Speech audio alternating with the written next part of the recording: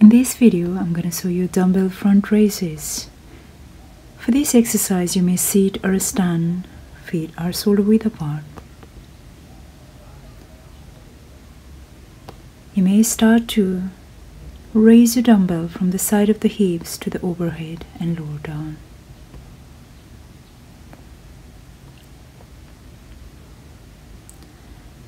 Tempo when you raise, do it a little bit faster, 1, 2, and return 1, 2, 3, 4 with the control. Breathing is very important. When you inhale, lift the dumbbell, and when you exhale, return with the control. Sets are varies. You can do 3 to 5 and 10 to 12 reps. Volume is up to you. If you are a beginner, 2.5 kg to start, and if you're a good lifter, you can start with 5 kg.